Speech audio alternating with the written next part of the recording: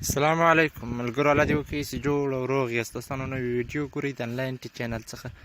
دوستانو نن په یو داسې ضروري او مهم معلومات او ګټور معلومات تاسو در کوم چې تاسو به هم ډېر خوشحاله شئ. دوستانو نن درته د کروم براوزر په اړه باندې معلومات در کوم چې څنګه خلک ستاسې آیډیانې هیک کوي او څنګه ستاسې د بې احتیاطۍ له وجې دوستانو ستاسې اکاونټ ته خطره یا تاوان رسیږي. دوستانو نو راځئ دا ویډیو تر پایه پورې وګورئ. دوستانو خو تر هر څه دمخه ستاسې څخه هیله کوم دوستانو چې تاسې زموږ چینل سبسکرایب کړئ، ورسره خوا کې دغه ګنټۍ یا د بیل نښان چې راځي دوستانو په دې باندې هم کلیک وکوئ.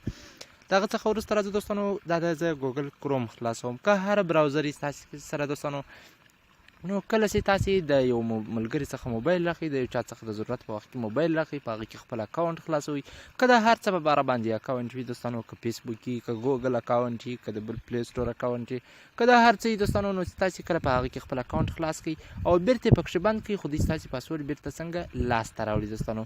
نو کله چې تاسې د هر چا موبایل راواخلئ دوستانو، تر هر څه دمخه تاسې کروم براوزر ته ورسئ، ورسره خوا کې دغه درې ټکي نښانونه چې راغلي دوستانو، په دغه باندې کلیک وکوئ. لاندې راسئ سیټینګ ته. کله چې په سیټینګ باندې مو کلیک وکړ دوستانو، دلته دغه پاسورډ لیکلی ده، تاسې په خپله لیدلی شئ دوستانو. په دې باندې کلیک وکوئ. دلته په د اول سر کې دوستانو خپله لیدلی شئ دا سیو پاسورډ، دا آن ده، دا به اپ کړئ. دا هر چا په موبایل کې دوستانو چې تاسې خپل آی ډي خلاصوئ، هر څه خلاصوئ، ضرور او ضرور په هغه موبایل کې دغه اپ کړئ، یعنې دغه بند کړئ. دا ځکه چې زه اوس تاسې ته دوستانو زه تاسې ته ښیم چې څنګه زما کروم چې دوستانو هغه پاسورډونه سیو کوي. څنګه یې سیو کوي دوستانو، تاسې اوس لیدلی شئ دلته لاندې دا پاسورډ لیکلی دی. د پاسورډ څخه لاندې دوستانو تاسې ورته وګورئ دوستانو، هر سایټ کې چې ما خپل اکاونټ خلاص کړی ده، که فیسبوک ته دوستانو، که هر چا آی ډي ما په خپل موبایل کې خلاصه کړې دوستانو. دا د زه اوس مثلا مثال درته ښیم، د فیسبوک ډاټ کم ده دوستانو، په دغه باندې کلیک کوم. ګورئ اول یې یوزر نیم راخیستی ده، دغه یعنې کوم نمبر چې راخیستی، دوم پاسورډ ده. دغه د سترګې نښان راغلی ده دوستانو، په دغسې کله کلیک وکوم دوستانو، تاسې په خپله لیدلی شئ.